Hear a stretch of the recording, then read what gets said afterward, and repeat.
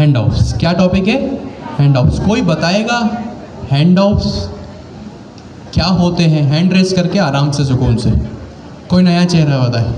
Repetitive एक ही चेहरे क्यों आ रहे? क्या सिर्फ 10 लोग ही पढ़ते हैं इस क्लास में? नहीं, आप नहीं, कोई और।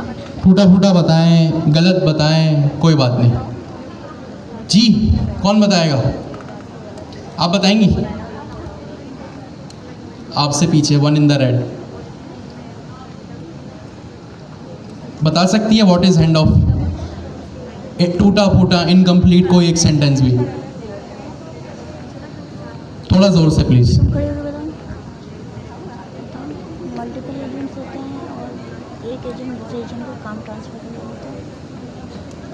हमारा जो काम है वो ट्रांसफ़र हो जाएगा, ये कहा आपने। ठीक है, डेलीगेट हो जाएगा, ट्रांसफ़र हो जाएगा। जी, आप में से कोई, आपने हैंड रेस किया था? आपने वन इन द ग्लासेस। जी, एक एजेंट दूसरे एजेंट को काम ट्रांसफर कर रहा होता है। सही है। यहाँ से जी सर, एक सेकंड, आपसे आप कहें। सही है, आप मल्टीपल एजेंट्स सही है। और कोई बताएगा पीछे से?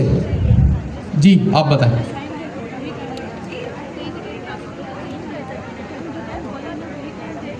ज़बरदस्त। जी, आप कुछ कह रहे थे जुनैद भाई? सही है, ज़बरदस्त। 5-6 इनपुट मिले आप लोगों के और बिल्कुल सब सही थे। सारी बातें बन, सारा फोकस यहाँ पे। हैंड ऑफ का मतलब और मकसद ये होता है कि हमारे पास जब एक एजेंट से दूसरे एजेंट पे काम ट्रांसफ़र करना हो तो हैंड ऑफ्स यूज़ होता है। सही है, आई रिपीट, हैंड ऑफ्स कब यूज़ होता है? जब हमारे पास मल्टी एजेंट सिस्टम हो। मल्टी एजेंट का मतलब, मल्टी का मतलब क्या होता है? एक से ज़्यादा। जब मल्टी एजेंट्स क्यों होते हैं? ताकि हम सारा का सारा बर्डन एक ही एजेंट पे ना डालें। सही है। अब आपने जब 2 क्लासेस जो आपने पढ़ी ना अभी, इतना जो मैक्स टर्न पढ़ा, फिर आपने लास्ट क्लास में टूल चॉइस के एट्रीब्यूट्स को पढ़ा, फिर डॉक स्ट्रिंग पढ़ा। अब आपको ये बातें और समझ आ रही होंगी कि एक ही एजेंट पे सारा काम ट्रांसफ़र नहीं कर सकते। हो सकता है मैंने अगर एक एजेंट को सारा काम ट्रांसफ़र कर दिया तो मुझे अगर किसी में टूल चॉइस रिक्वायर्ड रखनी है किसी काम के लिए, और किसी में टूल चॉइस मुझे नन रखनी है, या किसी में इज़ एनेबल्ड ट्रू रखना है, किसी में फॉल्स रखना है, तो एज अ डेवलपर ही आप कंफ्यूजिंग स्टेट में आ जाएंगे। आप फंस जाएंगे कि भाई मैं करूं तो करूं क्या। इसीलिए यहाँ पे इज एनेबल क्या होगा, सॉरी, इसलिए यहाँ पे मल्टी एजेंट सिस्टम हम क्या कर रहे हैं? इंट्रोड्यूस कर रहे हैं। मल्टी एजेंट सिस्टम का मतलब ये होता है कि जब आपकी एप्लीकेशन और ग्रो करे तो हर एक एजेंट एक टास्क करे। सही है। अब हर एक एजेंट एक टास्क करे तो इसके लिए हमारे पास एक कॉन्सेप्ट आता है, किस चीज़ का? हैंड ऑफ्स का। किस चीज़ का? हैंड ऑफ्स का। हैंड ऑफ्स जैसा आप लोगों ने ही बताया, हैंड ऑफ्स का मतलब ये होता है कि आप जो है वो एक एजेंट से दूसरे एजेंट काम ट्रांसफ़र करें, किस पे? दूसरे एजेंट पे। एक एजेंट से काम ट्रांसफ़र करें किस पे? दूसरे एजेंट के ऊपर। सही है। तो यहाँ पे बात आती है किसकी? हैंड ऑफ्स की। दूसरी चीज़ यहाँ पे ये, अब हम आते हैं हैंड ऑफ्स के सिंटेक्स के ऊपर। मेरे पास एक मेन एजेंट है जिसका नाम क्या है? Triage agent. क्या नाम है इसका? Triage agent. अब आप इसको ट्राइएज एजेंट कह लें। इसको ट्राइएज नाम इसलिए रखा है क्योंकि डॉक्यूमेंटेशन में भी यही नाम है। ट्राइएज कह लें, इसको फर्स्ट एजेंट कह लें, इसको पेरेंट एजेंट कह लें, इसको ऑर्केस्ट्रेटर एजेंट कह लें, इसको आप कुछ भी कह लें। सही है।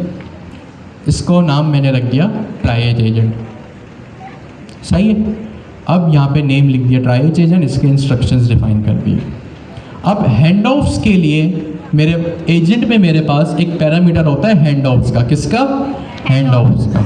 और यहाँ पे मैं अपना वो एजेंट लिखूँगा जिस पे मुझे क्वेरी ट्रांसफ़र करनी है। तो यहाँ मैंने बिलिंग एजेंट लिख दिया। बिलिंग एजेंट मेरे पास एक और एजेंट है। अब आप इसको चाइल्ड एजेंट कह लें, सब एजेंट कह लें, आप कुछ भी इसको कह सकते हैं, ठीक है। आप अलग अलग आर्टिकल्स, वोकेबलरीज, आपको अलग अलग आर्टिकल्स आप पढ़ेंगे ना तो डिफरेंट वोकेबलरीज यूज़ हो रही होंगी, आपको हर चीज़ पता होनी चाहिए, सही है। तो यहाँ ट्राइज एजेंट मैंने लिखा, यानी अपना ऑर्केस्ट्रेटर या फर्स्ट एजेंट, और यहाँ हैंड ऑफ में मैंने लिख दिया बिलिंग एजेंट। और बिलिंग एजेंट मैंने यहाँ पे लिख दिया कि भाई आप बिलिंग एजेंट, और इसके इंस्ट्रक्शंस में मैंने क्या लिखा है, you are a billing agent, your task is to assist users with billing related queries and issues, ठीक है। या मैंने 2 एजेंट बना दिए। अब होगा क्या, मेरी क्वेरी, अच्छा हम अपना रनर भी देख लेते हैं। यहाँ मेरे पास रनर है, क्या चीज़ है भैया यहाँ मेरे पास, रनर। रनर में मेन एजेंट कौन सा है या स्टार्टिंग एजेंट कौन सा है, पढ़ के बताएं। Tries agent. अब ट्राइज एजेंट ये रहा, तो मेरा फर्स्ट एजेंट रनर में जो एजेंट होगा वही मेरा फर्स्ट एजेंट होगा। तो मेरा फर्स्ट एजेंट ट्राइज है या बिलिंग है, ट्राइज एजेंट मेरा पहला एजेंट है जिसके पास इनिशियली मेरी यूज़र की क्वेरी पहुंचेगी, ठीक है। जैसे सपोज करें रियल वर्ल्ड एग्जांपल में जो नॉर्मल एनालॉजी है, सपोज करें आपके डोर स्टेप पे, घर के दरवाजे पे कोई बंदा आया, ठीक है। आप गेट ओपन करने गए, ठीक है, कोई मेहमान आया या कोई भी आया, उसने कहा अंदर से अपने अम्मी या पापा को कॉल करो, सही है। तो इस सूरत में एक वो बंदा है जो आपके डोर स्टेप पे आया, एक आप हैं, और उसकी क्वेरी ये है कि भाई किसी बड़े को अपने घर के कॉल करो। अब मुझे बताएं इस पूरे वर्कफ्लो में, सिनेरियो में, एग्जाम्पल में ट्राइज एजेंट कौन हुआ, ट्राइज एजेंट कौन हुआ, आप हुए या आपने जिसको अंदर से अपने घर से कॉल किया वो हुआ, आप खुद ट्राइज एजेंट हुए क्योंकि आपने सबसे पहले उस बंदे को फेस किया, रिसीव किया, ठीक हो गया। उसने कहा अपने घर के किसी बड़े को बुलाओ, तो इट मीन्स आपने उसकी क्वेरी देखी कि भाई वो मुझे जो कन्वर्जेशन है वो किसको ट्रांसफ़र करनी है, अपने किसी घर के बड़े को, तो यहाँ पे वही काम हो रहा है। Tries agent, first agent, child agent, orchestrator agent, कुछ भी कह लो। देन यहाँ पे बिलिंग एजेंट है।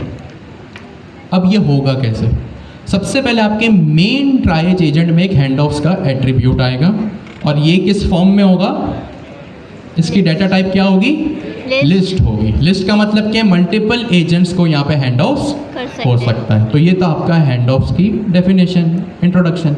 यहाँ ट्राइज एजेंट आपने लिख दिया। अब अगर मैं यहाँ पे बिलिंग एजेंट लिख दूँ, अब फर्स्ट एजेंट कौन है, ट्राइज एजेंट ही फर्स्ट एजेंट है या बिलिंग एजेंट हो गया, बिलिंग एजेंट ही मेरा फर्स्ट एजेंट हो, क्योंकि रनर में जो डिफाइन है वो क्या है, बिलिंग एजेंट, फर्स्ट एजेंट है। सपोज करें आपके डोर स्टेप पे कोई आया, उसको आपके किसी घर के बड़े से बात करनी थी, सपोज करें दरवाज़ा खोलने ही जो है वो आपकी अम्मी या पापा चले गए, तो इट मीन्स यहाँ पे ट्राइज एजेंट या फर्स्ट एजेंट वो ही हो गए, ठीक है। तो यहाँ पे ट्राइज एजेंट मैंने लिख दिया। अब यहाँ पे हमें एक छोटी सी चीज़ डिस्कस करनी है, वो ये करनी है कि आपने इस सिनेरियो में भी देखा फंक्शन कॉल की तरह कि भैया यहाँ पे भी कभी कभी LLM आपके सब एजेंट को कॉल नहीं करता था। क्या करता था, सब एजेंट को कॉल नहीं करता था। तो यहाँ पे आपके सिर्फ और सिर्फ कोड को साफ सुथरा करने के लिए, कोड को मज़ीद स्ट्रॉन्ग बनाने के लिए आपके पास एक एट्रीब्यूट होता है जो कि आपके सब एजेंट्स में आप यूज़ कर सकते हैं, सही है। आपके पास एक एट्रीब्यूट होता है जो आप अपने सब एजेंट्स के अंदर यूज़ कर सकते हैं। अभी मेरे पास सब एजेंट कौन है, यहाँ पे क्या है, ट्राइज एजेंट। तो ये कौन सा एजेंट हुआ, फर्स्ट एजेंट। क्या हुआ ये, फर्स्ट एजेंट। तो मेरा चाइल्ड एजेंट कौन सा हुआ, बिलिंग एजेंट। बिलिंग एजेंट मेरा क्या हो गया, चाइल्ड एजेंट। सब एजेंट चाइल्ड एजेंट हो गया। मेरे पास एक एट्रीब्यूट होता है जिसका क्या नाम है, हैंड ऑफ डिस्क्रिप्शन। क्या है मेरे पास, हैंड ऑफ डिस्क्रिप्शन। अब इस नाम को पढ़ के ही समझ आ रहा होगा। जैसे मेरे पास टूल डिस्क्रिप्शन था जिसमें मैं टूल की डिस्क्रिप्शन लिखता था, मैं हैंड ऑफ डिस्क्रिप्शन में क्या करूँगा, हैंड ऑफ डिस्क्रिप्शन देंगे। हैंड ऑफ डिस्क्रिप्शन में क्या करूँगा, अपने हैंड ऑफ्स की डिस्क्रिप्शन लिखूँगा कि भाई ये जो मेरा एजेंट बना है इसकी डिस्क्रिप्शन 1 लाइन में, 2 लाइन में, 2.5 सेंटेंसेस में मैं यहाँ पे प्रोवाइड लिख दूंगा। इससे क्या होगा, मेरा कोड और जो है वो स्ट्रॉन्ग हो जाएगा कि मैंने हैंड ऑफ डिस्क्रिप्शन में लिख दिया बिलिंग एजेंट। अब ऐसे ही आपस में डिस्कस करते हैं, आपको क्या लगता है बिलिंग एजेंट का क्या काम होता होगा? बिल जमा करना, कस्टमर्स बिल से रिलेटेड कोई भी क्वेरी को सॉल्व करना, फेस करना। तो मैं यहाँ पे लिख दूंगा this is a billing agent, it handles billing issues, user queries related to billing। Simple, nothing rocket science. और ये भी single line, multi line string हो सकती है यार।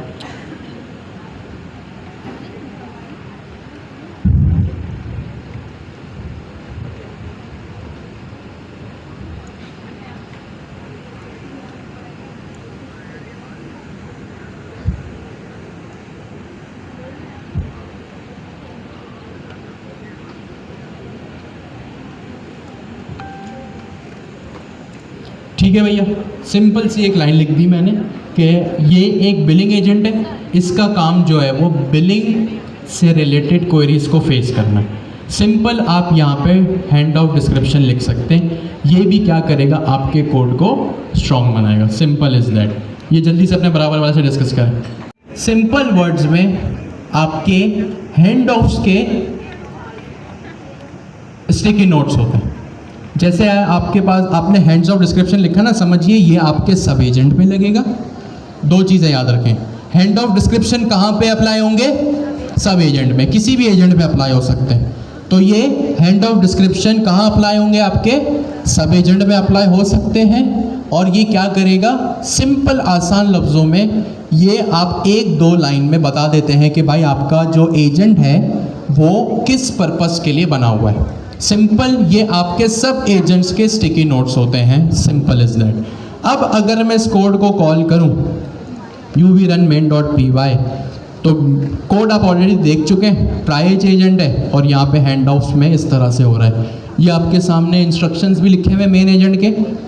और यहाँ पे आप देखें, जब मैंने इस टूल को कॉल किया तो सबसे पहले मैं आपको यूज़र क्वेरी भी दिखा दूँ। यूज़र क्वेरी क्या थी?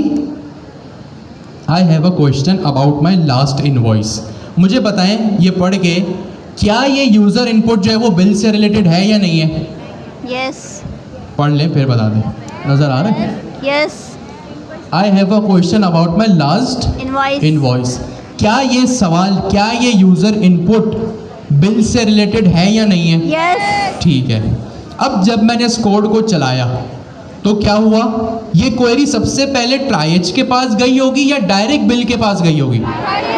ट्राइएज के पास गई होगी। क्यों? क्योंकि ट्राइएज एजेंट ने मैंने यहाँ डिफाइन किया हुआ है। अब यहाँ पे रिस्पॉन्स क्या आया भैया? ओके, आई कैन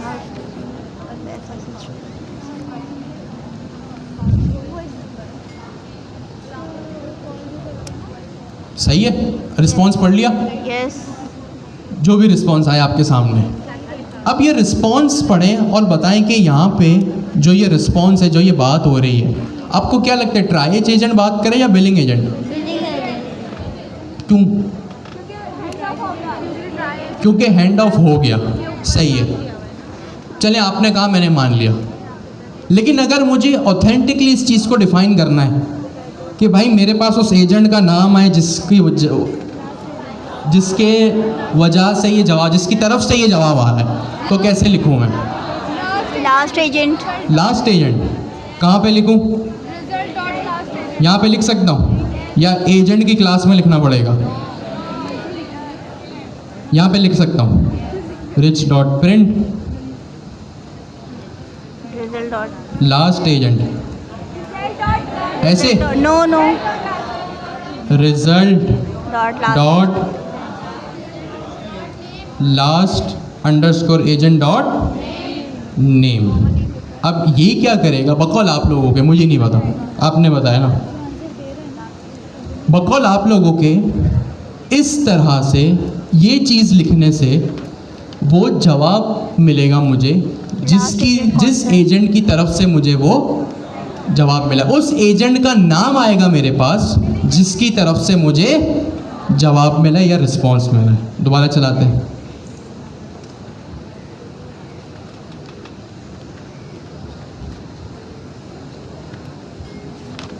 तो यहाँ पे मेरे पास क्या आंसर आया भैया? Billing agent. मेरे पास यहाँ पे कंसोल में जब मैंने प्रिंट कराया तो कौन सा एजेंट से मुझे आंसर आया? बिलिंग एजेंट से। तो हैंड ऑफ डिस्क्रिप्शन का क्या मकसद होता है? सिर्फ और सिर्फ ये रीड ओनली होते हैं, सही है। These are like sticky notes for your sub agents, जिसमें आप बता दें कि ये एजेंट क्या करता है। मैंने यहाँ न्यू आइटम्स को भी कंसोल कराया हुआ है, तो अगर मैं आप लोगों को दिखाऊं कि जब हैंड ऑफ होता है तो हैंड ऑफ कॉल आइटम की क्लास होती है, जब टूल कॉल होता है तो कौन सी क्लास कॉल होती है?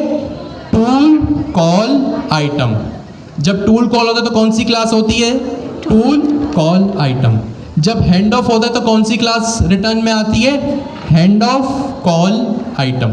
बस नाम चेंज है, कॉल आइटम सेम है। अगर मैं यहाँ पे आऊँ तो यहाँ देखें, मेरे पास हैंड ऑफ का एक पैरामीटर है और यहाँ पे मेरे पास हैंड ऑफ डिस्क्रिप्शन ये है, सही है। तो ये था हैंड ऑफ डिस्क्रिप्शन। सिर्फ और सिर्फ स्टिकी नोट्स होते हैं आपके सब एजेंट्स के लिए, जो कि आपके कोड को मोर पावरफुल बनाते हैं। 10 मिनट का आप लोग ब्रेक करें। 348 पे हम दोबारा शुरू करते हैं।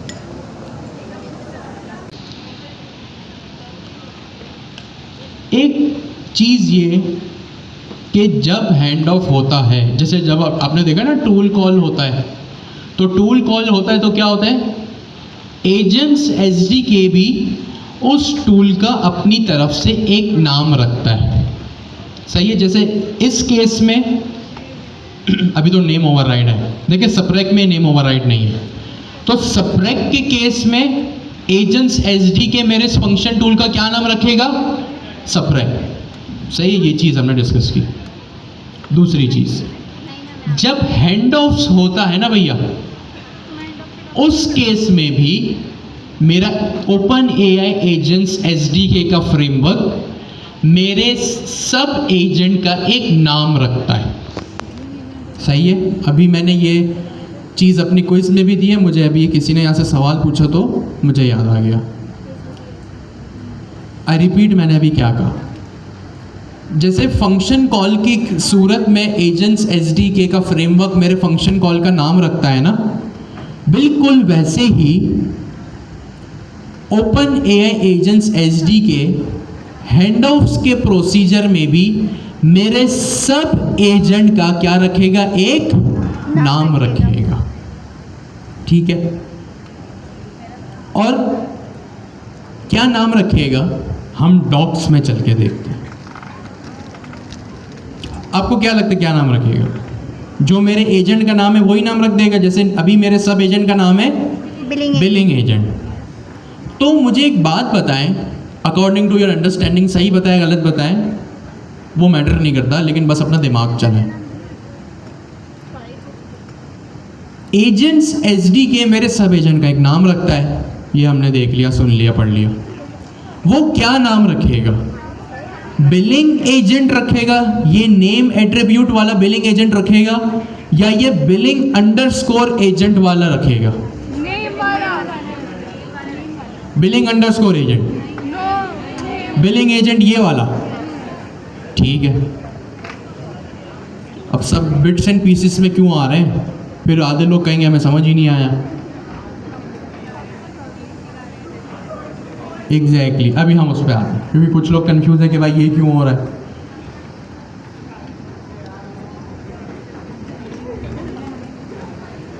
यार अब्दुल्ला भाई, किसी को बोल के वो डोर क्लोज करवा दो, क्योंकि ये बिट्स एंड पीसेस में हमारे क्लास डिस्टर्ब हो रही है। ये राइटर एजेंट में क्वेश्चन खैर, किसको ट्रांसफर हो रहा है? बिलिंग एजेंट, अभी मैंने क्या सवाल पूछा आपसे? मैंने एक बात डेलीगेट की आपसे कि भाई एजेंट्स एसडीके जब हैंड ऑफ होता है तो ओपन एआई एजेंट्स एसडीके का फ्रेमवर्क मेरे सब एजेंट का एक नाम रखता है, ठीक है। जैसे फंक्शन कॉल का एक नाम रखता था ना अपनी तरफ से, वैसे वो सब एजेंट का भी एक नाम रखेगा। कुछ लोग कह रहे हैं कि भाई इसका नाम होगा एजेंट का नेम एट्रीब्यूट जिसका नाम है बिलिंग एजेंट। अब अगर मैं यहाँ पे इसका नाम चेंज करके ये कर दूं तो भी ये इसी तरह है। इसका नाम मैं नॉर्मल कर देता हूँ। कुछ लोग कह रहे हैं कि एजेंट्स एसडी के एक नाम रखेगा जिसका नाम होगा बिलिंग एजेंट। कुछ लोग ये कह रहे हैं कि भाई एजेंट के नेम का जो एट्रीब्यूट होगा ओपन एआई एजेंट्स एसडी के वही नाम रख देगा। कुछ लोग कह रहे हैं बिलिंग अंडरस्कोर एजेंट रखेगा। ठीक है, अब देखते हैं होता क्या है। सबसे पहले डॉक्स में आते हैं। डॉक्स में आए, हैंड ऑफ्स के प्रोसेस पे पहुंचे, सॉरी हैंड ऑफ्स की डॉक्यूमेंटेशन पे पहुंचे और यहाँ पे मेरे पास एक चीज़ लिखी हुई। सबसे पहले हैंड ऑफ्स की डेफिनेशन कि hand offs allow an agent to delegate task to another agent. यहाँ पे एक चीज़ लिखी हुई है, इस सेंटेंस को पढ़े जरा। So if there is handoff to an agent named refund agent, the tool will be called transfer to refund agent. ठीक हो गया। अगर एक हैंड ऑफ अकर होता है तो एजेंट्स एसडी के मेरे सब एजेंट्स का एक नाम रखता है। ठीक है, एजेंट्स एसडी के मेरे सब एजेंट का नाम रखता है और उस एजेंट का नाम वो क्या रखता है, उसका नाम वो जो एजेंट का नाम होता है वो, और उससे पहले वो एक प्रीफिक्स लगा देता है ट्रांसफर टू। ठीक है, वो क्या नाम रखता है इसका, ट्रांसफर टू रिफंड एजेंट। अगर मेरे सब एजेंट का नाम यहां रिफंड एजेंट है तो वो रिफंड एजेंट से पहले एक प्रीफिक्स लगा देगा जिसका नाम क्या होगा, ट्रांसफर टू रिफंड एजेंट। इस केस में मेरे एजेंट का क्या नाम है, मेरे एजेंट का क्या नाम है, बिलिंग एजेंट। तो ओपन एआई एजेंट्स एसडीके का फ्रेमवर्क इसका क्या नाम रखेगा, इसका नाम रखेगा ट्रांसफर टू। ये हमेशा एजेंट्स एसडीके इस चीज का प्रीफिक्स लगाएगा, इसका नाम रखेगा transfer to billing agent. Billing agent. हमने एक मेडिसिन एजेंट पढ़ा था, तो वो मेडिसिन एजेंट का क्या नाम रखेगा, हमने इसका नाम रखा था medicine agent is equals to agent. आगे मैं इसको डिफाइन नहीं कर रहा, आपको आइडिया पता चल गया कि मैं किस चीज़ की बात कर रहा हूँ। तो ओपन एआई एजेंट्स एसडीके का फ्रेमवर्क इसका क्या नाम रखेगा, ट्रांसफर टू मेडिसिन एजेंट। अगर मैं इसका नाम, हमने एक प्लांट एजेंट पढ़ा था, plant agent is equals to agent, तो ओपन एआई एजेंट्स इसका क्या नाम रखेगा, transfer to plant agent. Transfer to plant agent. ये डॉक्यूमेंटेशन से मैंने बता दिया आपको। आप लॉग्स में जाके भी देख सकते हैं कि जब हैंड ऑफ होता है तो लॉग्स में जाके जनरेशन के स्पैन में किस तरह आपको लेफ्ट राइट साइड पे आउटपुट मिलता है। ठीक है, सेम चीज़ मैं आपको यहाँ न्यू आइटम्स में भी दिखा देता हूँ कि भाई जब हैंड ऑफ कॉल आइटम होता है, हैंड ऑफ कॉल आइटम का मतलब हैंड ऑफ हुआ और यहाँ पे एक रॉ आइटम की मुझे क्लास मिलेगी, एट्रीब्यूट मिलेगा जिसमें नेम का एक अदद एट्रीब्यूट होगा और यहाँ नेम में इसने इसका नाम क्या रखा है, ट्रांसफर टू बिलिंग एजेंट। तो भाई जब हैंड ऑफ होता है तो ओपन एआई एजेंट्स एसडीके मेरे सब एजेंट का भी नाम रखता है और वो नाम क्या रखता है, जो मेरे एजेंट का नाम हो वो ये डायनेमिक होगा और ये ट्रांसफर अंडरस्कोर टू अंडरस्कोर का वो प्रीफिक्स लगा देगा। यानी मेरे कुछ भी एजेंट का नाम हो उससे पहले वो ट्रांसफर टू का जो है वो प्रीफिक्स लगा देगा अनटिल अनलेस मैं उसको ओवरराइट करूं। अब ओवरराइट करना एक एडवांस चीज़ है, उसमें हम अभी नहीं जा रहे। ठीक है, एक और चीज़ जो बताना ज़रूरी है हैंड ऑफ में, छोटी सी चीज़ है। आप जब भी हैंड ऑफ करते हैं तो जाहिर सी बात है आप प्रॉम्प्ट को जो है वो क्या करते हैं, system prompt, developer prompt, persona को आप क्या करते हैं, अच्छे से लिखते हैं, फिर डॉक्यूमेंटेशन में आते हैं। ये बिल्कुल छोटी छोटी चीज़ें लेकिन इनका इम्पैक्ट बहुत बड़ा है। मैं हैंड ऑफ के ही पार्ट में हूँ और हैंड ऑफ में मैं कहाँ पे आऊँगा, राइट साइड पे रिकमेंडेड प्रॉम्प्ट्स। कहाँ पे आऊँगा, रिकमेंडेड प्रॉम्प्ट्स।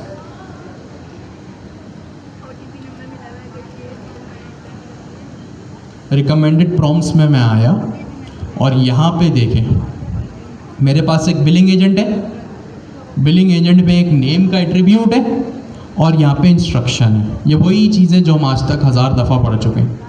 एक और चीज़ है यहाँ पे कि यहाँ पे क्या लिखा है, रिकमेंडेड प्रॉम्प्ट प्रीफिक्स।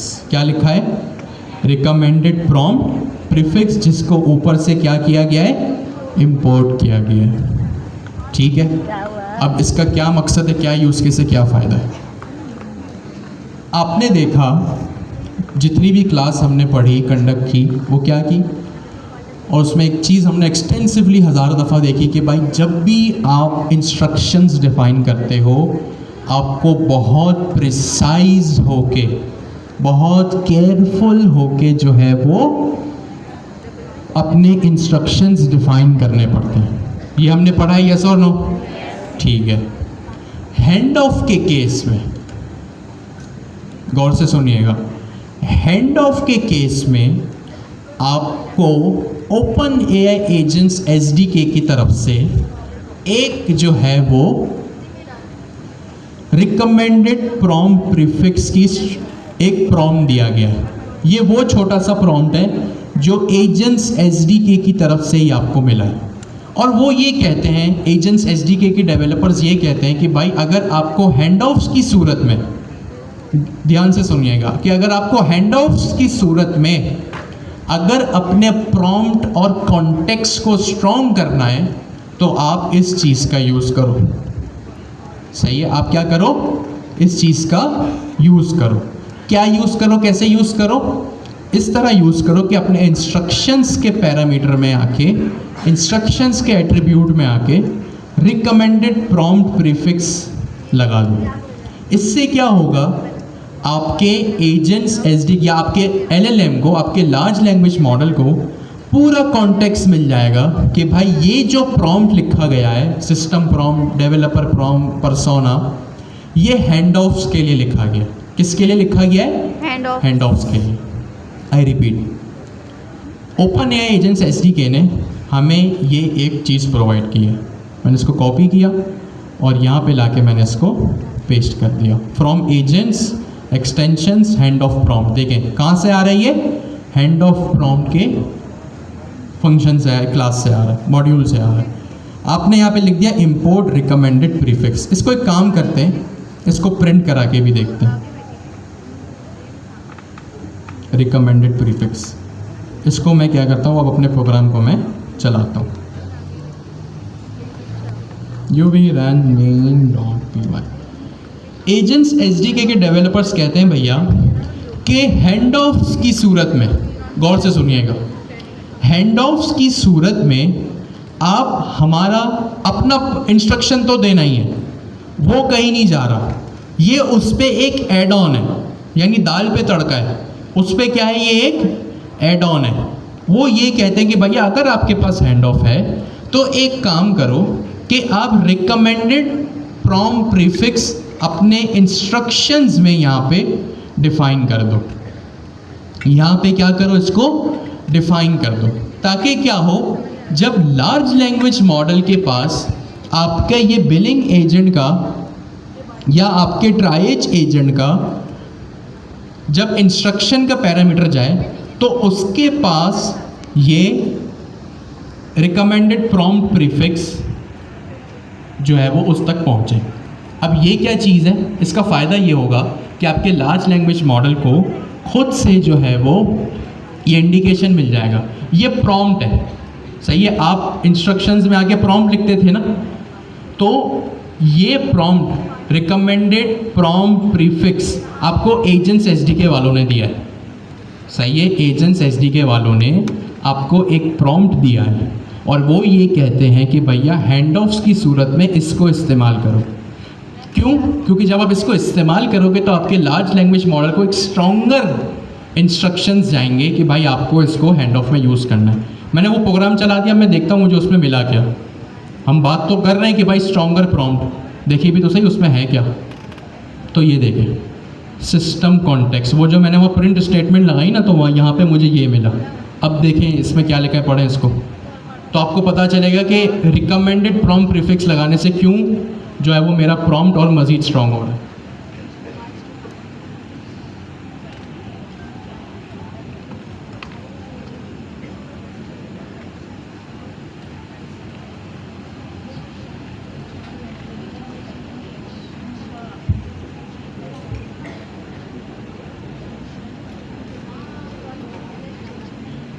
सही है।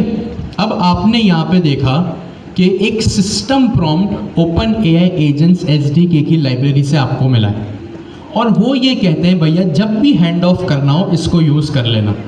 आपका जो अपना प्रॉम्प्ट है ना वो तो वहीं पर है, वो कहीं नहीं जा रहा। वो कह रहे हैं इससे पहले उसको यूज़ कर लो ताकि हैंड ऑफ की सूरत में आपका जो प्रॉम्प्ट हो वो मज़ीद स्ट्रॉन्ग हो जाए। और वो क्यों स्ट्रॉन्ग हो जाए? अब आप ये लगाने के बाद ये आप किस तरह लगाएंगे भाई, इसको यहाँ मैंने कॉपी किया। अब क्योंकि ये एक पाइथन का वेरिएबल है तो ये एफ स्ट्रिंग में आएगा। किस में आएगा? एफ स्ट्रिंग में। इस तरह से ये आएगा। अब ये लगाने के बाद होगा क्या कि ये जो मेरा प्रॉम्प्ट है ना, अच्छा ये कहीं भी लग सकता है। अभी के केस में मैंने इसको यहाँ से हटा के ट्राई एजेंट में लगा दिया क्योंकि मेरी रिक्वायरमेंट यहाँ थी। सही है, इसको मैंने यहाँ पे लगा दिया। ठीक है, जो एजेंट हैंड ऑफ करेगा वहीं पर ये लगेगा। अब क्या होगा, मेरे सिस्टम को, मेरे लार्ज लैंग्वेज मॉडल को मेरा प्रॉम्प्ट तो जा ही रहा है, वो अपनी जगह पर है, इसके साथ साथ उसको ये भी जाएगा। तो अब मेरा जो ये प्रॉम्प्ट है ये मज़ीद स्ट्रॉन्ग हो जाएगा। सही है। अब हम इसको चलाते हैं uvrunmain.py। अब आपको ये चीज़ पता है कि भाई जब भी हैंड ऑफ कॉल आइटम होता है तो एक एजेंट का एट्रीब्यूट होता है, उसमें ये चीज़ होती है। सही है। अब देखते हैं उसमें क्या चीज़ आ रही है। इंस्ट्रक्शंस में न्यू आइटम्स में भी देखा हमने, लॉग्स में भी देखा।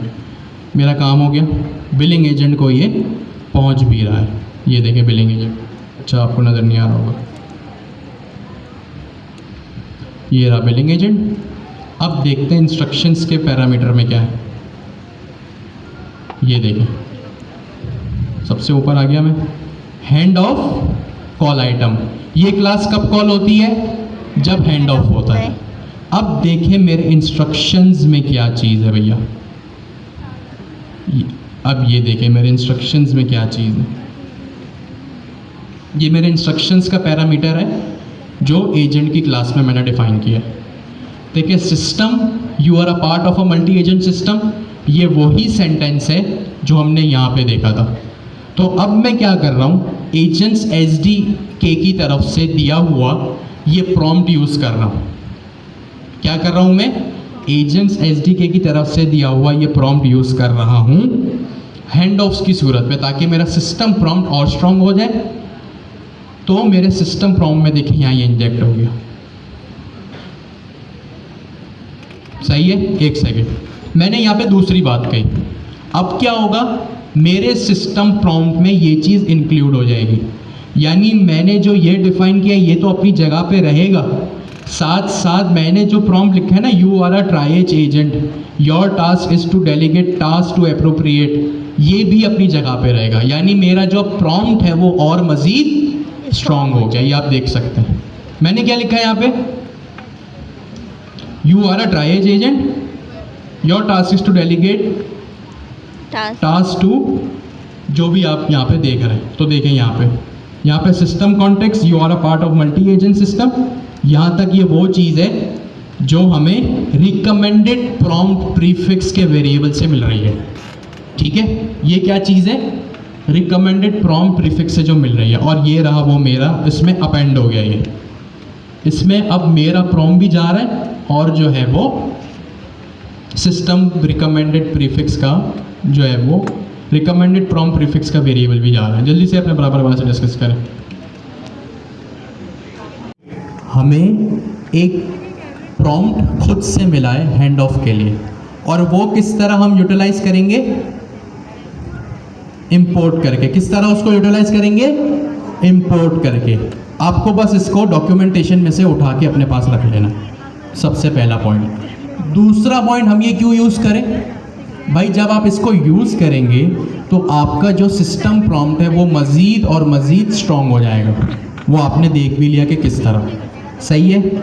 इससे क्या होगा, जब आपके LLM के पास, क्योंकि आपने ये बात पढ़ी है ना, नोटिस की है ना, कि जब भी आपका प्रोग्राम चलता है तो लार्ज लैंग्वेज मॉडल तक आपका agent, tool, hand of, instruction, ये 3-4 चीज़ें पहुंचती हैं। तो आपके लार्ज लैंग्वेज मॉडल को ये स्ट्रॉन्ग मैसेज देने के लिए, आपकी प्रॉम्प्ट इंजीनियरिंग, कॉन्टेक्स्ट इंजीनियरिंग को मज़ीद इम्प्रूव करने के लिए आप इसको यूज़ करेंगे। 2-3 बातें हो गई। किस तरह यूज़ करें भाई, और कहाँ यूज़ करें? भाई जो एजेंट हैंड ऑफ कर रहा होगा, सही है, जो एजेंट हैंड ऑफ कर रहा होगा वहाँ पे आप ये लगा दें, क्योंकि ये हैंड ऑफ के लिए ही बना है ना। तो जो एजेंट हैंड ऑफ कर रहा होगा वहाँ आपने लगा देना। अभी के केस में हमारा कौन सा एजेंट हैंड ऑफ कर रहा है? Try agent. आपने इसको यहाँ पे लगा दिया। बिलिंग एजेंट अभी मेरा कुछ भी हैंड ऑफ नहीं कर रहा। सपोज बिलिंग एजेंट भी अगर हैंड ऑफ करता तो मैं इस चीज़ को यहाँ पर भी यूटिलाइज इस तरह से कर लेता, ठीक है, इस तरह से। बट अभी इसकी नीड नहीं है तो ज़रूर, तो कुछ भी सेंस नहीं बनेगा इसको यहाँ पे यूज़ करने का, सही है। बस एक छोटा सा फ़ायदा इसका ये है कि भाई रिकमेंडेड प्रॉम्प्ट प्रीफिक्स लगा दो, ताकि आपके एजेंट्स SDK को ऑटोमेटिकली आपको हर बार बताना ना पड़े, हमने जो दिया है वो यूज़ कर लो। Simple is that, nothing rocket science. बस आपके LLM को एक क्लियर मैसेज देना है। फिर वही बात जो पिछली क्लास में कही थी, हमने जो भी पढ़ा है अभी डेवलपर पर्सपेक्टिव से पढ़ा है कि हम अपने कोड को किस तरह से मज़ीद स्ट्रॉन्ग कर सकते हैं। तो ये आपके कोड को, आपके इंस्ट्रक्शंस के पैरामीटर को मज़ीद स्ट्रॉन्ग करेगा, ठीक है जी। जल्दी से बराबर बात से डिस्कस करें, फिर हम गार्डरेल्स पढ़ते हैं। 3 चीज़ें देखी, एक तो रिवीजन कर लिया कि भाई हैंड ऑफ क्यों ज़रूरी है, किस तरह चलता है। दूसरी चीज़ हमने देखी हैंड ऑफ डिस्क्रिप्शन, जो कि एक तरह से आपके सब एजेंट्स के स्टिकी नोट्स होते हैं। That's it. 1-2-2.5 लाइन में बस डिफाइन कर दें कि ये एजेंट आपका करता क्या है। तो हैंड ऑफ डिस्क्रिप्शन आपने देखा कि आपके एजेंट के स्टिकी या सब एजेंट के स्टिकी नोट्स होते हैं, सही है। दूसरी चीज़ हमने देखी कि भाई एजेंट, जो आपका सब एजेंट होता है, ओपन एआई एजेंट्स SDK का फ्रेमवर्क उसका भी एक नाम रखता है, जिसका नाम वो क्या रखता है? जो आपका नाम हो वो, और जो आपके एजेंट का नाम हो वो, और नाम से पहले ट्रांसफर टू का प्रीफिक्स, सही है। अनटिल अनलेस आप उसको ओवरराइट करना चाहें। वो ओवरराइट किस तरह होगा? आपके पास डॉक्यूमेंटेशन में दूसरे ही सेक्शन में वो चीज़ लिखी हुई है। तीसरी चीज़ हमने देखी रिकमेंडेड प्रॉम्प्ट प्रीफिक्स, कि भाई जब हैंड ऑफ हो रहा हो तो सिर्फ और सिर्फ अपने इंस्ट्रक्शंस के पैरामीटर को स्ट्रॉन्ग करने के लिए आप रिकमेंडेड प्रॉम्प्ट प्रीफिक्स लगा दो, ताकि LLM को एक स्ट्रॉन्गर मैसेज जाए। और ये रिकमेंडेड प्रॉम्प्ट प्रीफिक्स कहाँ लगेगा? जो एजेंट हैंड ऑफ कर रहा होगा वहाँ पे ये लग जाएगा, ठीक है। ये 3 चीज़ें हमने हैंड ऑफ से रिलेटेड देख ली, ठीक है। अब हमारा जो टॉपिक है वो नेक्स्ट क्या है? सिंपल गार्डरेल्स। तो हमारे साथ मिस अनाबिया हैं, वो हमें बताएंगी स्टेप बाय स्टेप कि गार्डरेल्स क्या होते हैं। अस्सलाम वालेकुम। My name is Sayyida Nabia and I am here to explain guardrails. There are 2 types of guardrails, input guardrails and output. Input guardrail वो होते हैं जो हमारे इंस्ट्रक्शंस को चेक करते हैं, प्रॉम्प्ट यूज़र जो देते हैं। अगर वो वैलिड होते हैं तो वो कोड को रन करने देते हैं, अगर वो इनवैलिड होते हैं तो वो उसको वहीं रोक देते हैं। अच्छा जी, तो सिंपल 2 सेंटेंसेस में पूरी बात का निचोड़ कर दिया कि भाई इनपुट, हमारे पास एक टॉपिक होता है गार्डरेल्स का, एक कॉन्सेप्ट होता है गार्डरेल्स का, जिसका मकसद और मतलब ये होता है कि भाई हम वैलिडेशन करना हमारे एजेंट्स के ऊपर। हमारे एजेंट्स के ऊपर क्या करना, वैलिडेशन करना, ये होता है गार्ड रेल्स का मकसद। फिर इन्होंने कहा कि गार्ड रेल्स होते हैं हमारे पास दो तरह के, इनपुट और आउटपुट। आउटपुट। सही कहा इन्होंने। कोई तीसरा गार्ड रेल होता है? नो। ठीक है। इनपुट गार्ड रेल मिस ने कहा कि भाई चेक करते हैं, आपके पास एजेंट की क्लास में एक एट्रीब्यूट होता है इनपुट गार्ड रेल्स का। किस चीज़ का? इनपुट गार्ड रेल्स का। अगर मैं एक VS कोड ओपन कर लूँ, कौन सी क्लास में है ये? Class 07, CD class 07 code.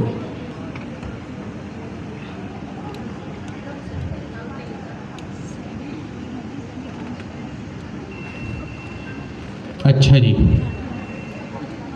तो यहाँ पे मेरे पास एक पैसेंजर एजेंट है, बल्कि मिस ये कह रही थी, हमारी बात यहाँ पे रुकी थी कि हमारे पास दो किस्म के गार्ड रेल्स हैं, एक इनपुट, दूसरा output. Output. Input guard rails का मकसद ये होता है कि वो आपके यूज़र के इनपुट को चेक करते हैं। ठीक है, क्या करते हैं? आपके यूज़र के इनपुट को चेक करते हैं। अब यूज़र के इनपुट को वो कैसे चेक करेंगे, क्यों चेक करेंगे, ऐसी क्या नौबत आ गई? भाई सपोज़ आपका कोई एक ऐसा मॉडल है जो हैवी है और महंगा मॉडल है, ठीक है। अब वो अगर उसमें कोई ऐसी क्वेरी आ रही है जिसके लिए वो एजेंट बना ही नहीं है, फिर क्या होगा? चाहिए? तो ये तो गलत बात है। अब हमने अभी तक सिर्फ एक ही बात रखी कि भाई इनपुट गार्ड रेल्स का मकसद होता है यूज़र के इनपुट को वैलिडेट करना। और इसका क्या हमने एक एग्जांपल देखा कि भाई यूज़र का इनपुट उस वजह से वैलिड हो, उस तरीके से वैलिड हो कि जिस चीज़ के लिए मेरा एजेंट बना है बस वही उसका यूजेज हो और कोई दूसरा यूज़ उसका ना कर सके। हमने ये एग्जांपल देख ली और आप सबको समझ भी आ गई। ज़रूरी नहीं है ये एक ही यूज़ केस हो इनपुट गार्ड रेल्स का, भाई हैकर भी तो आ सकता है। अगर हैकर ने आके मेरे सिस्टम में, मेरी एजेंटिक एप्लीकेशन में कोई ऐसी वैसी SQL क्वेरी लिख दी, अब ये मैं हैकिंग के और स्पैम करने के तरीके बता रहा हूँ कि आप हैकर्स जो है ना उल्टी सीधी क्वेरीज लिखते हैं डेटाबेस को डैमेज करने के लिए। तो हमें वो भी यहाँ इनपुट गार्ड रेल्स में देख सकते हैं कि भाई कोई अटैक तो नहीं हो रहा। जैसे आपने Q2 में अगर अमीन भाई का वो पूरा डॉक्यूमेंट पढ़ा हो हैकाथॉन का, तो उसमें उन्होंने एक चीज़ बताई थी कि भाई अपने फॉर्म वैलिडेशन ऐसे करो कि भाई उसमें जो है वो अटैक्स ना हो सके। सही है, अटैक्स मतलब ये इसका एक छोटा सा कॉन्टेक्स्ट है कि हैकर्स जो होते हैं ना वो SQL क्वेरीज के ज़रिए, इसको SQL इंजेक्शन कहते हैं, जिससे वो आपके डेटाबेस को डैमेज कर सकते हैं। और ऐसा होता है, अक्सर होता है। अगर आपकी सिक्योरिटी सही नहीं लगी भी तो ये काम हो सकता है, ठीक है। तो आपके इनपुट गार्ड रेल्स इस चीज़ में काम आ सकते हैं कि भाई यूज़र इनपुट वैलिडेट हो, आपके हैकर्स की अजीबोगरीब डेटाबेस की क्वेरी से बचा जा सके। तो इनपुट का मतलब क्या होता है? User input. इनपुट का मतलब क्या होगा यहाँ पे? User input. गार्ड रेल्स का मतलब यहाँ पे है सिक्योरिटी गार्ड। गार्ड रेल्स का मतलब क्या है? Security guard. तो इनपुट गार्ड रेल्स आपके यूज़र के इनपुट पे चलेंगे। किस पे चलेंगे? इनपुट गार्ड रेल्स किस पे चलेंगे? यूज़र के इनपुट के ऊपर। अब चाहे वो किसी भी टाइप का इनपुट हो सकता है भाई आपका एक, अगर कोई भी एजेंट हो सकता है कि भाई एक शेफ़ एजेंट है आपका जो आपको खाना बनाना सिखा रहा है, या आप उससे ऐसी कोई क्वेरीज़ ले रहे हैं कि अगर आपके खाने में कुछ इशू हो गया, सही है, तो आप उससे वो क्वेरीज़ ले रहे हैं। अब वो एजेंट आपको गाड़ी चलाना नहीं सिखाएगा कि भाई अगर आपकी गाड़ी में कोई मसला आ रहा है तो वो आपको बता रहे हैं। नहीं, मिलिशियस यूज़ नहीं होना चाहिए। ये जो मैं कह रहा हूँ डॉक्यूमेंटेशन में भी लिखा हुआ है। इतना सबको क्लियर है? यस और नो? ठीक है। इनपुट का मतलब क्या होता है? जो यूज़र के इनपुट पे चले। और गार्ड रेल्स का मतलब क्या होता है? Security guard. इसकी एग्जांपल हमने ये देखी थी कि भाई सपोज आप किसी भी मॉल में एंटर हो रहे हैं, गवर्नर हाउस में एंटर हो रहे हैं, तो आपको इनपुट का मतलब आपके दाखिले पे आपको चेक किया जाता है। सही है कि भाई आपके पास कोई वेपन तो नहीं है, सही है, आपके पास जो है वो स्टूडेंट कार्ड है या नहीं। तो ये आपको क्या किया जाता है? चेक किया जाता है जब आप एंटर होते, तो इसका मतलब क्या है, यूजर के इनपुट पे यानी एंटर होते वक्त जो गार्ड रेल चले उसको कौन सा गार्ड रेल कहेंगे, इनपुट। Input guard rail. यहां तक सबको क्लियर है, यस और नो? यस। ठीक है। अब बारी ये आती है कि इनपुट गार्ड रेल चलता है किस पे, फर्स्ट एजेंट पे। किस पे चलेगा, फर्स्ट एजेंट पे। अब यहाँ पे आप लोग काफ़ी कंफ्यूज हो रहे हैं कि भाई फर्स्ट एजेंट पे क्यों, अभी इसको समझ लेते हैं।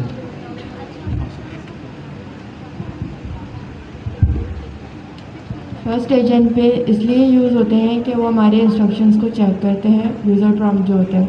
अगर वो लास्ट एजेंट पे यूज़ होंगे तो वो हमारे कोड को चेक नहीं कर पाएंगे, अगर इनवैलिड कोड होगा तो वो रन कर देगा, इसलिए हम लोग फर्स्ट एजेंट यूज़ करते हैं। एग्जैक्टली अभी जो मैंने एक एग्जांपल दी मिस ने उसी को ही कंटिन्यू किया कि भाई फर्स्ट एजेंट पे इसलिए चलते हैं ताकि मेरी क्वेरी पहले से ही वैलिडेट हो जाए। क्या हो जाए, पहले से ही वैलिडेट हो जाए मेरे यूज़र की क्वेरी। अब यहाँ पे जो एग्जांपल बनी वो एक पैसेंजर एजेंट की बनी है और हमने गार्डरेल्स पढ़ते हुए भी यही देखा था।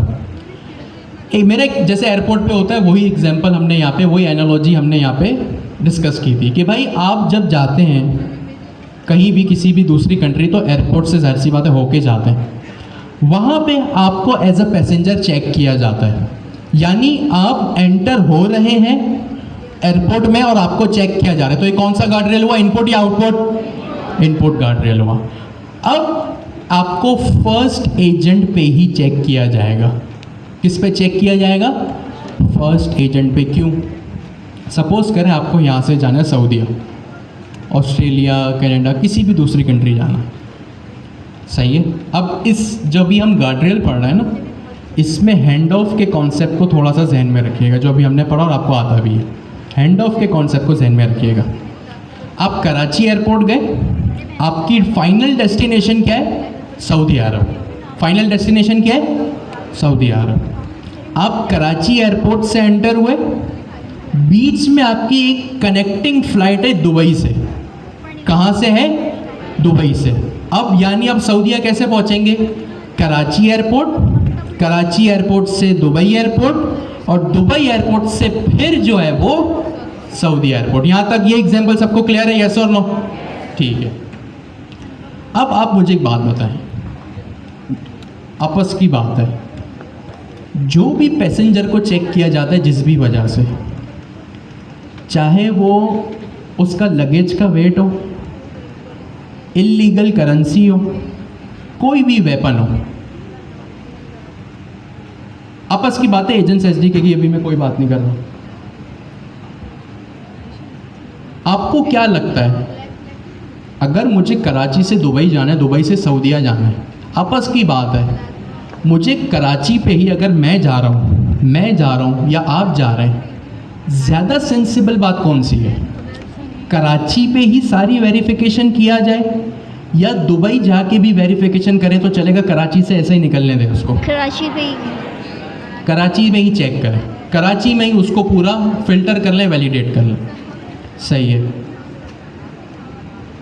आप मेडिसिन कंज्यूम करते हैं या कोई भी फूड आइटम कंज्यूम करते हैं, सही है, आप उसकी एक्सपायरी देखते हैं, तो ये आपने क्या किया, इनपुट गार्ड रेल वाला काम किया कि कंज्यूम करने से पहले आपने उस फूड आइटम की, पर्टिकुलर फूड आइटम की एक्सपायरी डेट चेक की। आपस की बात है, एजेंट्स एसडीके की मैं बात नहीं कर रहा। खाने से पहले चेक करना चाहिए, खाने के बाद भी एक्सपायरी चेक करें तो चलेगा, खाने से पहले, खाने से पहले, खाने से पहले ही एक्सपायरी चेक कर लो तो चल जाएगा, सही है। मुझे एक बात बताएं, अगर खाने के बाद चेक किया एक्सपायरी, या आप कराची एयरपोर्ट से टेक ऑफ कर गए, दुबई लैंड हो गए, फिर आपको अगर चेक किया जा रहा है, इसमें क्या हर्ज है? कोई हैंड रेस करके बता सकता है? ये एजेंट्स एसडीके की तो बात ही नहीं है ना, ये तो नॉर्मल एनालॉजी है, आपस की बात है, क्या हर्ज है इसमें? ज़्यादा मसले होंगे, सेफ्टी नहीं है। आप कुछ कह रहे थे, आप क्या कह रहे थे? फ़ायदा नहीं है रिस्क हो जाए भाई।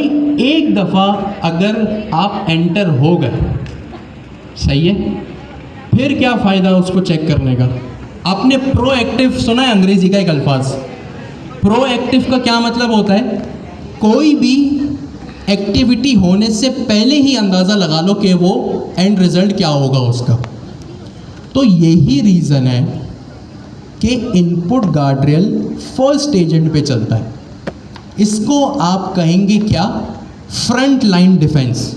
आसान अंग्रेजी के लफ्ज़ों में आप कह सकते हैं इसको क्या? Front line defence. कि भाई आपका जो आप अगर कराची से फ्लाई कर गए, सपोज़ आपने प्लेन को हाईजैक कर लिया, आप इतने ख़तरनाक हैं, अब तो आप एंटर हो गए उस सिस्टम के अंदर, अब तो आप उस सिस्टम के अंदर एंटर हो गए। अब तो जो भी अनहोनी होगी वो हो सकती है। अब आपको दुबई पे चेक करने का कोई फ़ायदा नहीं है। इसीलिए इनपुट गार्डरेल्स जो लगते हैं ना, वो किस पे लगते हैं? फर्स्ट एजेंट पे। किस पे लगते हैं? फर्स्ट एजेंट पे। जब आप जॉब इंटरव्यू के लिए जाते हैं तो पहले आपका इंटरव्यू होता है या पहले आपको जॉब ऑफर की जाती है? इंटरव्यू होता है भाई। जॉब ऑफर करने के बाद 2 महीने बाद, 15 दिन बाद, 1 हफ्ते बाद अगर आपका इंटरव्यू लिया तो इसका क्या फ़ायदा? ये जो जॉब इंटरव्यू होता है ना, ये आपका इनपुट गार्डरेल है कि जॉब लगने से पहले, इस बंदे को हायर करने से पहले इसका एक इंटरव्यू ले लो, इसको फिल्टर कर लो, इसको एनालाइज कर लो कि ये बंदा कैसा है। तो यही रीज़न है कि भाई इनपुट गार्डरेल्स जो लगते हैं किस पे लगते हैं? फर्स्ट एजेंट के ऊपर लगते हैं। कि अब आपकी यूज़र की क्वेरी है, मैंने यहाँ लिखा पैसेंजर एजेंट, मैंने कहा भाई मेरे लगेज का वेट जो है ना 50 kg है, अलाउ 20 था। अब अगर मुझे दुबई एयरपोर्ट पे मेरा लगेज चेक होगा तो क्या फ़ायदा? मैं तो ज़्यादा लगेज लेके एंटर हो गया ना उस सिस्टम में। इसी तरह आपकी जो यूज़र की क्वेरी को फिल्टर करना है, सैनिटाइज करना है, वो फर्स्ट एजेंट पे ही करना होता है। किस पे करना होता है? फर्स्ट एजेंट पे। अब आपकी क्वेरी थी, कोई भी आपकी क्वेरी थी, और वो हो गया हैंड ऑफ। कराची एयरपोर्ट पहला एजेंट, दुबई एयरपोर्ट दूसरा एजेंट, सऊदी एयरपोर्ट तीसरा एजेंट। आप कराची एजेंट से, कराची एयरपोर्ट एजेंट से फ्लाई कर गई दुबई एयरपोर्ट एजेंट पे। अब आपको वैलिडेट करने का, आप पे इनपुट गार्डरेल लगाने का कोई फ़ायदा नहीं है। सही है? क्यों? क्योंकि आप उस सिस्टम में एक कंट्री से दूसरी कंट्री, दूसरी से तीसरी कंट्री के सिस्टम में दाखिल हो गए। अगर आप अपनी यूज़र की क्वेरी को अगर फिल्टर नहीं करेंगे ना पहले एजेंट पे, तो दूसरे एजेंट पे जब हैंड ऑफ हो गया तो भी उसको वैलिडेट करने का कोई फ़ायदा नहीं है। क्योंकि आपकी जो यूज़र क्वेरी थी वो उस एजेंटिक सिस्टम में एंटर हो चुकी है। सही है? वो उस एजेंटिक सिस्टम में एंटर हो चुकी है। अब उसको वैलिडेट करने का कोई फ़ायदा नहीं है। यही रीज़न है कि भाई आपका जो इनपुट गार्डरेल लगेगा वो किस पे लगेगा? फर्स्ट एजेंट के ऊपर लगेगा। जल्दी से अपने बराबर वाले से डिस्कस करें।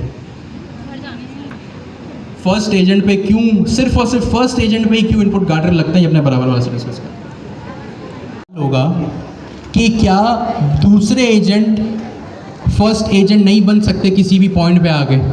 तो जी हाँ, वो बिल्कुल बन सकते हैं, बट वो डिस्कशन अभी बहुत लंबी हो जाएगी और हम जो है वो बात कहीं से कहीं निकल जाएगी। तो अभी हम जो है इसको यहीं तक रखते हैं अपनी डिस्कशन को। वो फिर आपके वर्क फ्लो पे डिपेंड करता है कि अगर आपको इसको भी, अगर दूसरे सब एजेंट्स को भी अगर जो है वो फर्स्ट एजेंट बनाना हो तो वो एक दूसरी बहस है। सही है? अच्छा जी, इनपुट गार्डरेल क्या होता है? यूज़र के इनपुट पे चलता है। और कब चलता है? सिर्फ और सिर्फ फर्स्ट एजेंट के ऊपर। सारी बातें बंद, सारा फोकस यहाँ पे। हमारा जो गार्डरेल है वो खुद एक एजेंट बेस्ड गार्डरेल है। क्या चीज़ है वो भाई? एजेंट बेस्ड गार्डरेल है। जैसे आपके पास टूल्स डिफाइन करने के लिए @function_ टूल का एक डेकोरेटर था, वैसे ही इनपुट गार्डरेल के लिए भी @input गार्डरेल का भी एक डेकोरेटर है। और यहाँ आपने खुद एक रनर डिफाइन किया हुआ है, यानी एक सिक्योरिटी गार्ड खुद यहाँ पे एक एजेंट बेस्ड सिक्योरिटी गार्ड है, एजेंट बेस्ड गार्डरेल है। जब भी आपका इनपुट गार्डरेल का फंक्शन होगा, सही है, जब कभी भी आपका इनपुट गार्डरेल का फंक्शन होगा वो क्या करेगा? दो चीज़ें रिटर्न करेगा। सबसे पहले वो एक फंक्शन क्लास रिटर्न करेगा जिसका नाम क्या होगा, गार्डरेल फंक्शन आउटपुट। क्या फंक्शन होगा वो, गार्डरेल फंक्शन आउटपुट। उसमें दो चीज़ें होंगी, एक आउटपुट इन्फो और दूसरा ट्रिप वायर ट्रिगर। आपका एजेंट अगर उस चीज़ के लिए बना है, अगर यूज़र की क्वेरी वो है जिस चीज़ के लिए आपका एजेंट बना है तो ऑल राइट, सही है। बट अगर आपका एजेंट जिस चीज़ के लिए बना है उस चीज़ की क्वेरी अगर नहीं है तो क्या होगा। अब देखें, आपको वर्कफ्लो तो पता है। सबसे पहले क्या होता है, यूज़र का इनपुट आता है। सबसे पहले क्या होता है, रनर चलता है तो रनर में यूज़र का इनपुट होता है। अब जब यूज़र का इनपुट आया तो यहाँ जिस एजेंट के पास आया उसमें इनपुट गार्डरेल लगा हुआ था, सही है। उस इनपुट गार्डरेल में एक फंक्शन था सिक्योरिटी गार्डरेल। अब होगा क्या, अब आपके पास दो एजेंट है। क्या है, दो एजेंट है। गार्डरेल्स की मैं बात कर रहा हूँ। एक आपका मेन ट्राइएज एजेंट और दूसरा सिक्योरिटी गार्डरेल एजेंट, ठीक है। जो आपकी एक यूज़र क्वेरी होगी ना, जो आपकी यूज़र क्वेरी होगी वो दोनों एक साथ एजेंट तक पहुँचेगी। एक क्वेरी अब दो एजेंट्स को जा रही है, सही है। वो आप किस तरह देख सकते हैं, देखें इनपुट गार्डरेल की, ये कोड आप पढ़ चुके हैं, इसमें अभी हम नहीं जा रहे। आपकी क्वेरी एजेंट के पास भी जाएगी, जो आपका मेन एजेंट होगा उसके पास भी जाएगी, और दूसरी किसके पास जाएगी, गार्डरेल एजेंट के पास। तो अब आपकी क्वेरी को एनालाइज किया जाएगा गार्डरेल एजेंट के थ्रू कि भाई अगर क्वेरी एजेंट से रिलेटेड है तो ओके, नहीं है तो एक एरर आ जाएगा, सही। और वो एरर किस तरह आएगा, जो आपके गार्डरेल फंक्शन का रिटर्न स्टेटमेंट होगा ना, उसमें एक ट्रिप वायर ट्रिगर की की होगी। अगर ये कब मेरी एग्जीक्यूशन कब रुकेगी, ट्रिप वायर ट्रिगर ट्रू होना चाहिए, false, true. Trip wire trigger अगर ट्रू है, ट्रू का मतलब हाँ मेरा एजेंट गलत यूज़ हो रहा है, मेरा एजेंट गलत यूज़ हो रहा है। मैं आपसे सवाल पूछता हूँ, क्या मेरे एजेंट का कोई गलत यूज़ हो रहा है, आप कहें हाँ, तो मुझे क्या करना चाहिए, वहीं पे एग्जीक्यूशन को रोक देना चाहिए या चलते रहना चाहिए, रोक देना चाहिए। रोक देना चाहिए। मैं आपसे एक सवाल करता हूँ, क्या मेरा एजेंट गलत यूज़ हो रहा है, आप सब ने कहा हाँ, मुझे एग्जीक्यूशन रोक देनी चाहिए। तो जब गार्डरेल्स का आप लोग कॉन्सेप्ट पढ़े ना, तो एक सवाल को जहन में रखें, क्या यूज़र क्वेरी मेरे एजेंट को गलत इस्तेमाल कर रही है, इस सवाल को याद रखें। कौन सा सवाल को, क्या मेरे एजेंट को गलत इस्तेमाल किया जा रहा है, इस सवाल को आप याद रखें। अगर जवाब हाँ है तो वहीं पे रोक दो। तो ट्रिप वायर ट्रिगर की एक की होती है, एट्रीब्यूट होता है हमारे पास गार्डरेल फंक्शन आउटपुट में, कि भाई अगर ये ट्रू है तो एग्जीक्यूशन रुक जाएगी। ट्रू क्यों है, क्योंकि मेरा सवाल क्या था, क्या गलत यूज़ हो रहा है, ट्रिप वायर ट्रिगर ने कहा हाँ हो रहा है, ट्रू। ट्रू का मतलब प्रोग्रामिंग में क्या होता है, यस, हाँ। तो अगर ये यस है तो एग्जीक्यूशन मेरी रुक जाएगी, अगर फॉल्स है तो नहीं, रहेगी, चलती रहेगी एग्जीक्यूशन। और ये आखिरी में क्या रिटर्न करेगा, input guardrail trip wire trigger की क्लास कोड आपके पास हर चीज़ का ऑलरेडी मौजूद है, ठीक हो गया जी। इसी तरह आउटपुट गार्डरेल, इनपुट गार्डरेल कब चलता है, यूज़र के फर्स्ट एजेंट इनपुट पे, और कब चलता है, फर्स्ट एजेंट पे, फर्स्ट एजेंट पे। कब चलता है, फर्स्ट एजेंट पे। आउटपुट गार्डरेल कब चलता है, आउटपुट का मतलब क्या है, जाते हुए, टाटा बाय बाय बोलने में। आउटपुट गार्डरेल कब चलेगा, जब एजेंट का रिस्पॉन्स वैलिडेट करना। आउटपुट गार्डरेल कब चलेगा, जब एजेंट का रिस्पॉन्स वैलिडेट करना हो। और ये कब चलता है, लास्ट एजेंट पे। कब चलता है, लास्ट एजेंट पे। इसी पैसेंजर वाले एग्जाम्पल को आगे बढ़ाते हैं।